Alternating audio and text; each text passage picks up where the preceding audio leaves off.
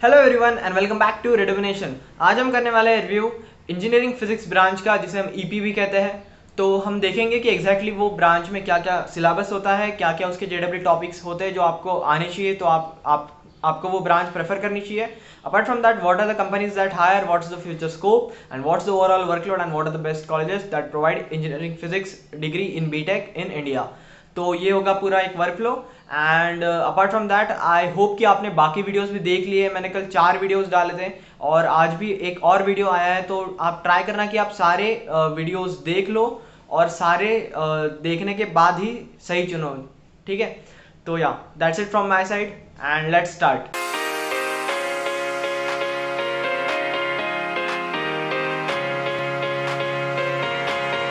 Okay, अब हम देखने वाले हैं कि इंजीनियरिंग फिजिक्स में एग्जैक्टली हम क्या क्या पढ़ते हैं और क्या क्या एग्जैक्टली टॉपिक्स इसमें पढ़ाए जाएंगे और क्या क्या इसका फ्यूचर स्कोप है। तो yeah let's start. What is EP? Engineering physics, as the name suggests, it is a beautiful blend of science that physics is, along with its engineering related applications in a huge number of field। मतलब ये पढ़ता है science and along with its engineering related applications in a huge number of field। अरे engineering का मतलब यही होता है कि हम किसी भी, हमारे पास एक थियरी है, उसको हम रियल लाइफ में कैसे कैसे और कहाँ कहाँ अप्लाई कर सकते हैं। That's what engineers do. तो फिजिक्स की थियरी हमारे पास जो भी है सारी, उसको हम अलग अलग वे में कैसे कैसे अप्लाई कर सकते हैं, that all is taught in engineering physics. It is a study of combined disciplines of theoretical physics, mathematics, and engineering. It aims to bridge the gap between theoretical science and applied engineering. It not only offers a huge number of courses in basic science, but also has many application-oriented core engineering courses. It is thus very different from pure sciences too. हाँ, ये बात तो सही है। जैसे देखो, it has theoretical physics, mathematics and engineering in it. अब देखो, थ्योरेटिकल साइंस और अप्लाइड साइंस, इन दोनों में फर्क होता है। Applied science is like we can apply it in our day to day life, लेकिन थ्योरेटिकल फिजिक्स ऐसी होती है कि it these are just thought experiments. जैसे इनको मतलब like the thought experiment of Schrödinger's cat. तो ऐसी सारी चीजें जो होती है ना, ये सारी होती है थ्योरेटिकल साइंस। इनको हम रियल लाइफ में अप्लाई नहीं कर सकते जनरली। तो अप्लाइड साइंस और थ्योरेटिकल साइंस, इन दोनों के बीच का जो गैप है, इसको ब्रिज करने का काम करता है ईपी, है ना। तो या you can study astrophysics, quantum computing, nuclear science, particle physics EV and automobile engineering and string theory and nano photonics. ये सारी चीजें होती है इसमें इंजीनियरिंग फिजिक्स में। अगर आप देखोगे ना, तो इसकी बहुत मतलब बहुत ज्यादा स्कोप है इसमें, क्योंकि बहुत सी चीजों में रिसर्च अभी तक हुई नहीं है। Like it has been discovered बहुत कम, लाइक 100 साल पहले या उससे भी पहले। तो उसमें जो डिस्कवरी का एक्सटेंट है वो बहुत ज्यादा है ना, क्योंकि इसकी डिस्कवरी बहुत पहले नहीं हुई, जस्ट रिसेंट टाइम में हुई है। तो that's why it has a huge scope in research. तो ऐसे हम प्रोसीड करेंगे, फिर देखते हैं करिकुलम क्या है। तो या सबसे पहली चीज होगी introduction to special theory of relativity. Einstein's theory of relativity आपको पता होगा। It studies the relationship between space and time of a body that's moving in a straight line with some consistent speed. और इसका बहुत ही popular example वो है कि Einstein का एक थॉट एक्सपेरिमेंट था कि if a body moves with speed of light, तो फिर उस पे क्या क्या होगा, टाइम डायलेशन एंड स्टफ। तो बहुत ही इंटरेस्टिंग चीज है ये। मतलब अगर आपने इंटरस्टेलर वगैरह देखी होगी तो आपको समझेगा कि स्पेशल थ्योरी ऑफ रिलेटिविटी कितना अमेजिंग और एस्टोनिशिंग है।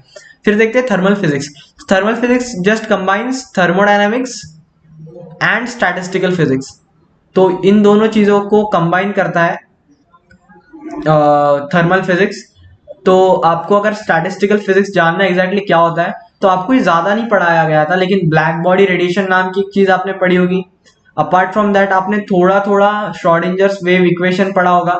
तो अगर ये चीजें आपने पढ़ी है, तो इसमें स्टैटिस्टिकल फिजिक्स लगता है, जो हमारे क्लासिकल मैकेनिक्स, जिसको हम न्यूटोनियन मैकेनिक्स कहते हैं, इससे बहुत अलग होता है। लाइक देखो, क्लासिकल मैकेनिक्स भी आएगा आपको एक टॉपिक। तो classical mechanics is general Newton's law of motion. लेकिन फिर उसके बाद ना people started having some second thoughts on how these Newton's law of motion work on atoms and small particles, subatomic particles। तो फिर उसके बाद आई statistical theory, जिसमें जनरली जो होता है उसमें statistics यूज किया जाता है, probability यूज की जाती है और सिर्फ एक prediction किया जाता है। जैसे Heisenberg uncertainty principle, like it uses statistics। तो इसमें इसका जो स्टडी है और क्लासिकल मैकेनिक्स का स्टडी है वो बहुत अलग है। एंड इन ईपी आपको बिल्कुल भी नहीं मिलेगा क्लासिकल मैकेनिक्स या न्यूटोनियन मैकेनिक्स, आपको स्टैटिस्टिकल फिजिक्स ही पढ़ना पड़ेगा। फिर एक टॉपिक आएगा वेव्स, ऑसिलेशन एंड थर्मोडायनामिक्स। इसमें आपको वेव्स वगैरह के बारे में पढ़ाया जाएगा, जो आपका वो टॉपिक था waves on string and stuff. फिर फोटोनिक्स, फोटोनिक्स बहुत इंटरेस्टिंग चीज है, इट स्टडीज सोनली फोटॉन्स, सिर्फ फोटॉन्स पे फोकस करता है और फोटॉन्स को कंसिडर करते हैं एज इलेक्ट्रॉन, जैसे इलेक्ट्रॉन का ही एक एनालॉगस वो कंसिडर करते हैं हम पॉइंट, जैसे photon is like electron. And फिर फोटॉन्स पे अलग अलग टाइप ऑफ रिसर्च करते हैं। फिर आगे बढ़ते हैं थर्मल एंड स्टैटिस्टिकल फिजिक्स, इसके बारे में मैंने आपको बताया कि black body radiation and stuff ये सब पढ़ाया जाएगा। तो ये बहुत नया होता है लोगों के लिए, है ना, क्योंकि आपको जो जेडब्ल्यू में पढ़ाया था उससे रिलेटेड ज्यादा चीजें नहीं होती इसमें। और फिर आएगा physics of quantum devices like quantum computing, where data is transferred where quantum data is transferred via quantum bits और qubits। तो जैसे क्वांटम कंप्यूटर्स वगैरह आपने सुना होगा, तो इसमें जो होता है इसमें क्वांटम डेटा वो किया जाता है, ट्रांसफर वगैरह किया जाता है। तो ये भी बहुत इंटरेस्टिंग चीज है यार, मतलब ईपी में अगर आपको लेजिट इंटरेस्ट हो ना तो बहुत ही अच्छी ब्रांच है, मतलब बहुत अच्छी ब्रांच है। फिर देखते हैं कि जेडब्ल्यू टॉपिक्स कौन कौन से हैं। तो calculus, waves and oscillations, thermodynamics, mechanics, thermal physics and modern physics. Modern physics पे थोड़ा ज्यादा जोर देना चाहिए क्योंकि यही इंपॉर्टेंट है। ये बाकी चीजें जो है इनका इतना काम नहीं पड़ेगा क्योंकि ये आपको वहां पे पढ़ा दिया जाएगा। और मोस्टली एक और चीज मैं मेंशन करना चाहूंगा कि अगर आपको मैथमेटिकली ड्रिवन फिजिक्स में इंटरेस्ट है तो ईपी आपने चूज करनी चाहिए आंखें बंद करके, लेकिन आपको इंटरेस्ट होना बहुत जरूरी है, वरना आपको मतलब समझेगा ही नहीं कि एग्जैक्टली क्या हो रहा है, क्योंकि ईपी के जो टॉपिक्स है वो बहुत ही डिफरेंट है फ्रॉम द मेन स्ट्रीम जो भी बाकी ब्रांचेस है, कोर ब्रांचेस उनसे। आगे बढ़ते हैं, मेजर कंपनीज कौन कौन सी होती है। तो या मेजर कंपनीज कोई भी नहीं होती है। जनरली कंपनीज जो होती है वो इलेक्ट्रिकल इंजीनियर्स को हायर करती है और वो ईपी वालों के लिए भी खुलती है। लेकिन अगर आपने ईपी लिया है तो मोस्ट ऑफ द स्टूडेंट्स या जो बीटेक वाले लोग होते हैं दे प्रेफर डूइंग मास्टर्स और पीएचडी फ्रॉम अब्रॉड और any other college that provides अच्छा, मतलब दैट प्रोवाइड गुड एमटेक और पीएचडी डिग्रीज इन ईपी। तो मेजर कंपनीज तो ऐसी कोई नहीं है जो कोर ईपी वाले स्टूडेंट्स को रिक्रूट करती है।